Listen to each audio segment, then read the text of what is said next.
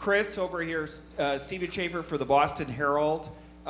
You've been the front runner since the nominations were announced. How did you feel coming here tonight? What went through your mind when you actually heard your name called? The Boston Herald. You folks had another opinion. It's not my opinion. No. But I'm sorry, your question? Did the Boston Herald say somebody else was going to win? I think they did. Oh, okay, I thought you were referring to the war, actually. Because you made the night's first political statement as well. Mm-hmm. But I had always considered you the front runner. How did you feel tonight? I tell you, I felt like it certainly wasn't a dream. Really had a good chance on the walk up, and once I was up there to take in the whole space, I wanted to cherish this little moment, and I have a very good, strong memory of it. So I think it was reality. Number 149, you were next. Number 149. Congratulations. Thank you. Claude Burdusser from Variety. We, by the way, really did think you were a friend. If I remember correctly, you said at one point that your wife had a huge influence on your decision. She said that you should fight like hell for this role. Mm-hmm. And you specifically singled her out as having carried the burden. Could you talk a little bit about what it is in that role that appealed to you right away? Well, it is not so much that it appealed to me right away. I don't know if I was, initially I didn't feel like I was capable of fulfilling the role. But Marianne, time and time again, has said chances are when you shy away from a role, you better pursue them. And that's been the case in several times. And that's been the case in characters and roles that have been the most helpful in my career.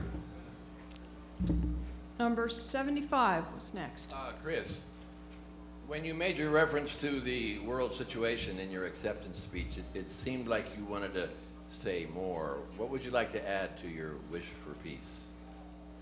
Well, I mean, I'm watching the television today. This situation's constantly changing, and as it goes on, I think minds will be changed one way or the other. And I really did say all I wanted to say up there. Thank you. Number 5. Where is number 5?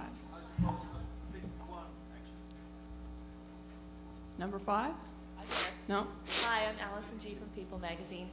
I wanted to ask you if you felt any hesitation coming tonight, and if you had to go through a decision process, when you made the decision to come. No, I had no problem. Once I learned that I was a nominee, Marianne, my wife, and I traveled from Massachusetts to LA three or 4 days ago. Being that 9/11, a lot of 9/11 occurred from Logan Airport, I still felt quite secure, and there was not too much that was going to stop me from enjoying this night. Did you and your wife discuss it at all? Discuss whether we were coming or not? No, it was a foregone conclusion. Thank you. Thanks. We have time for one more question. I believe 81. Thank you. Over here, Chris, to your right. Chris? Yeah. Congratulations, great job. Thank you. I was curious about, you've been this great supporting actor, you've got this great career. And tell me a little bit about how your career and life has changed now since you got the nomination. I mean, things have been a little different for you. You've always been that guy in the films that says, I know that guy, I'm trying to place his face, but now you're thrust right in the front of every paper and TV show. Well, I mean, I would appreciate that after so many years they might be able to put the name to the face. However, I just heard a comment a couple of days ago that one person thought that my being so unrecognizable in playing characters might be a career suicide. And I only took it as the highest compliment if there's this little phrase among actors, the actor is chameleon, and I guess in some respects, I may have taken it to new heights. I don't know. Congratulations, great job. Thank you. I'm so sorry we don't have time for any more questions, but thank you and congratulations. Okay, thank you all.